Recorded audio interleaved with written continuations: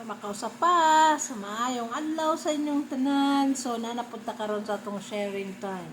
So guys, nahuman ta sa atong session 1 na mao tong call to lead, no? We are called to lead.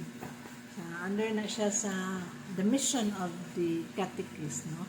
So human na ta ato guys. So karon na pud napunta sa session 2 na ang focus diri is foundations of leadership, na atong title sa atong hisgutan na mo ning leadership as service and servant leadership in ministry. So atong basahon ng scripture, John chapter 13 verse 12 to 15. If you understand this, you also ought to wash one another's feet, for I have given you an example, as I have done for you, you also should do for others. So, ang focus na to is leadership as service, leading by example, not by command. Okay? So, mao na itong istoryahan karon guys, kaya na to sa session 2. So, daghan-daghan po taga itong na-take up itong session 1. So, hinaot ko nga nato mga natunan nato, no, sa ako ang gipang share diri. No, kay ako na po nang gina-share ang ako mga nabasa, no, sa usa ka catechist leadership na hinaot ko na makatabang po, makakuha po tayo ginagmay ng mga lessons na apply po na to sa itong kaugalingon isip mga catechist. So ato na istoryahan din na we begin our series of leadership in ministry. So our focus is servant leadership, no, sa bisyo gini. Okay? Leadership rooted service, in service, not in position, power, or title. So kini good, no, nagsukad dun ni sa atong pagserbisyo ngadto sa gikan gud sa leadership ni Jesus Christ, na rooted in Christ leadership, and then it is really true service, no, to others. So dili lang kay because kailangan mailata, or because of prestige, or because we need power or title, no, dili na mo ang ato ang pagkakatikis, no, kinahanglan nagroot na siya sa pagserbisyong totoo ngadto sa atong Dios. Sa walay mo tan-aw sa tua, ano, amen kamo tag tuman sa atong mission, no, mag-take the initiative, no, lalo na sa atong pagtudlo ngadto sa mga kabataan, dili lang ta mo konforme sa unsay naandan, para dili pud ka maboring, o dili pud boring, no, kung may religion time ato na mga tulog na gyud ang mga kabataan because siguro kana bang wala tay innovative sa ato ang pagtudlo. So kinahanglan pud ta mo adapt unsay nauso. So maning kamot gyud ta gyud, no, nga makuha na to ang ilang attention. So kita kay leader man ta sa pagpanudlo, no, katikista tang dako, and then makita sa to ang buhat, no, ang ato ang mga gipang storya. So when we hear the word leader, we often think of power, no, or control, or leading through authority. Ano tag leader, or nagid ka sa otoridad, no? Many imagine a leader as someone who influences others because of a title or official standing. Ingon ta nga leader siya kay siya ang head ninyo, siya ang mayor diri, o siya ang presidente diri. So muna nga maka-influence siya sa uban, no, kayo ka leader gud siya. So ana ba dita mga katekist? So in ministry, the measure of leadership is very different. So kita na katekista na ministry sa katekista, ang atong leadership different na sa naanda na worldly na leadership. So a Christian leader follows the example of Jesus, no? Balik na lang ko ani nga ang ato yung i-follow ang example ni Jesus, ang leadership ni Jesus, no, kay na atong dalhon si Jesus ngadto sa mga kabataan, ngadto sa atong pagpanudlo, no, sa atong pamilya, sa atong community, atong dalhon, no, unsay gitudlo ni Jesus, unsa ang mga pamatasan, mga attitude ni Jesus, no. So ato na siyang dalhon ug ato pungpuy-an ang atong preach. Okay?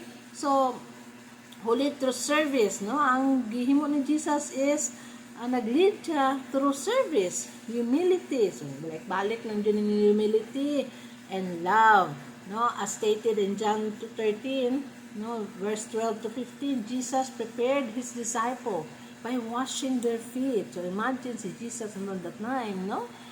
Diyos na siya, pero di pa ubos niya ang sarili, nahugas siya tiil sa iyang mga pinunan, no? A gesture of humility and care. So, inana jud ka humble, no? Lisod na to kanang i-imitate, pero at least, no, we try our best na magiging humble ta all the time, na ato imitate ang buhat ni Jesus. Kung dili man mapareha kang Jesus, at least man lang, duol-duol man lang sa ginabuhat ni Jesus sa iyang pagka-humble na Diyos, no? Nga manluluwas. Okay? So it was not about honor or power. It was about self-giving, love for the sake of others, no? Na mabuhat ka sa imuhang mission because of the sake of others. No? Dili ang imuhang glorification, kundi ang glorification sa atong Dios. Na kini ang example na gibuhat ni Jesus, no, na hinaot ko na dili maghunong sa iyaha kundi sa ato apod o sa ato apong nahatagan og example sila kung magpadayon sa mga maayong pamatasan na magiging humble pud sila kung asa sila nabilong na leader. Okay? So, according to Robert K. Greenleaf, theory of servant leadership teaches that a true leader chooses service first, no, before leadership. So this means prioritizing the welfare of others over one's own interest. So priority ang welfare sa uban kundi sa imuhang sarili, sa imong interest. So leadership is not defined by a little title but one's capacity to serve and help others grow. So imagine, no, bugat-bugat din nga to ang gimbuhaton kay dili gini basta-basta na pagka-leader lang. So mo nang ato jud na ang paningkamutan na mabuyan natong sa manang ato ang tinuod na estado o sa pagka sa atong ministeriya, no? Atong puy-an ang ato yung gisulti. So according to Pope Francis, echo this when we said a shepherd must smell of the sheep.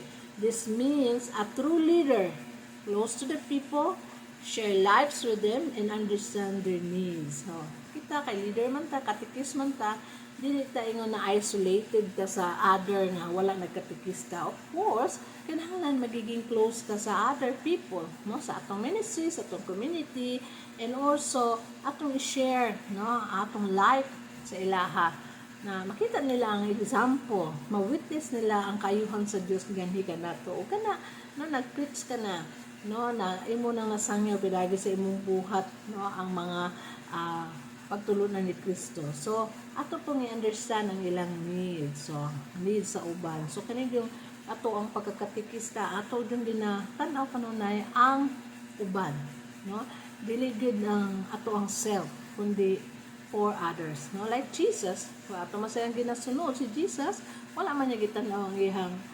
kaugalingon, gani gitanaw niya una ang katawhan, no, nga iyang giluwas.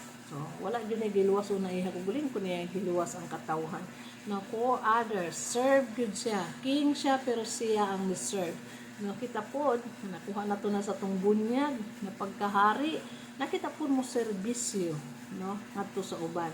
Dili all the time nga ato ang sarili atong tan-awon, kundi mo tan-aw ta gyud kanunay, lalo na kita makatikista as a leader, no, kita ang mo serve like Jesus. So siguro klaro naman siguro na nato kay mga bride at mga katikista. So in ministry, leadership, no, is not about words alone. So dili lang gyud na words, no, may ka ba dili na mao, dili lang gyud na daw mao. Of course ang mga katikista kabalo gyud na siya manulti, no, mamaba kay unsa may isulti nimo ngadto sa kuan sa eskwelahan kung dili ka kabalo mo explain, kung dili ka kabalo manulti. So kabalo gyud ka manulti. So dili lang po na words alone but about example and action. So imo pong example. So bisa magmay ka manulti pero yung batasan perti pud nimo ka terror, strikta ka kanang pagka-religion teacher niya. Unsa ba ang mga bata murag mahadlok sa imuha kay kuan ka kay stiff ka kaayo na klase na pagka-teacher. So di ka mohatag og way nga kana bang ma-happy sila, no, nga naa ka. Dili kay pag naa ka mura pag mapareha pud sa kuan ba kana academic nila mga subjects, no. Unta isip katikis, no, nauntay ka ng ma-distinguish unta nila nga ang religion teacher iba gud sa mga academic teacher. So ana. Okay, so every small act of kindness, compassion, and integrity teaches and shapes those we serve. So kini ato laging pagkamaayo, no? Compassionate nya atong integridad, no? Usay mo na ang magdala nga sila maingganyo pud sa ato ang gisulti. Mutuo sila kay nakita nila sa atong buhat, no? Sa atong mga pamatasan. So especially the youth and new catechists, no? Laban sa mga mga baguhan na katekista, kada sila nag-observe pa na sila kung saan yung mga katekista nga dugay na, no? Karaan ng mga katekista, ilang obserbahan ng mga ugali, ana. So muna ako bitaw gipurpose ng ugali kay siyempre na po yung mga baguhan na musulod po kay katekista o tama ba na akong gi-display na ugali kana ako bang gipuy-an ang akong gisulti. So muna pantayanan jud no lisod jud ning naata sa pagserbisyo sa Ginoo kaya tanan na lang jud totality of you bantayan jud na siya. So mao na nga usay maka natay madungog na unsa man na oy lain man batasan katekista man unta na so naot ka nga wala unta na inana no sa ato ang ministry. So, magampo ta sa isa't isa na kanabang mapuyan nato nga ato ang istorya. So, muna sa usay dili ta maka-inganyo, no? Kay ngano man dili man nato mapuyan ang atong gisulti. Lahi man natong gisulti, lahi pa natong mga actions. So, mao na nga usay dili ta effective. So, as one ministry leadership speaker said, a leader is not measured by number of followers, no, but the number of lives touched and lead toward goodness. So dili na siya nag-measure na ato pagkakatikista, ang ato ang pagka-leader nga daghan tag follower, popular ta, kundi ang number sa mga tao nga na-touch nato og nga ato ang na-guide toward goodness. Natun-an nato sila sa unsay tama. So, muna siya diha na mag-measure. No? Kung natin mga na-change na mga pamatasan sa mga bata o sa asa man ta mapunta nga hatag ta og mga inputs na hinaot ko nga kita pod no makahatag pud ta kaayuhan ngadto sa uban nga makatabang nila sa pagbago sa ilahang kaugalingon. So, in short, servant leadership teaches us that leadership is not about me. No, dili na about me, but about we, kita, serving others and spreading God's love in all circumstances. So sa tanang higayon gyud no atong iampo ug atong i-spread ning gugma no sa Dios alang sa kadaghanan. So thus in ministry the true measure of leadership is service. Amo na sa true nato na measurement sa atong pagka-leader no ang atong pagserbisyo, ang atong pag-care na og examples na ato ang gipuy-an. So, examples of Jesus lowering himself, no? Akong gibasa ka ganiha sa atong anchor verse na siya, no? Nag-humble siya sa iyang kagalingon bisag Dios siya, no? Iyang gipakita unsa ang pagserbisyo, unsa ang pagserbisyo. So, muna, no? Giving ourselves for others. So, in this passage, we find powerful lessons on leadership, teaching us to how to become servant leaders, no, lowering himself and washing the feet. So in Jesus' time, foot washing was the work of servant or slave. So yung panahon kanang mag-wash ka og feet, no, trabaho na sa slave, no, dili na trabaho sa usa ka kanabang king or mga kadagkuan, kundi trabaho na sa slave, mga servant. It was not an action performed by someone of high social standing. So, wala na ang ilahang kultura sa unang panahon. Yet, si Jesus, no, sa iyang gibuhat, the Lord and teacher of all, knelt down and washed his disciples' feet. He did this not only to show humility, but to teach through action. So, mo gani na nakita mutudlo ta dili sa atong bakbalan. Kung i-action po nato ato pong buhaton sa atong kaugalingon, ato pong i-apply sa atong kaugalingon. So in this simple act, Jesus show sa gipakita ni Jesus tong nag-wash sa mga feet, no, sa iyang mga disipulo.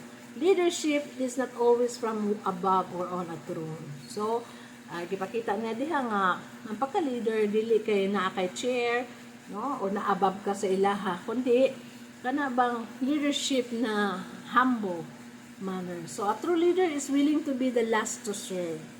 Then, humility is more powerful than authority. So, pakita yun na ito nga hambuta kanunay sa atong pagserbisyo, no? Ngadto sa Dios. Okay? So, ako samputlon kay 15 minutes na ako na ipadayon later on.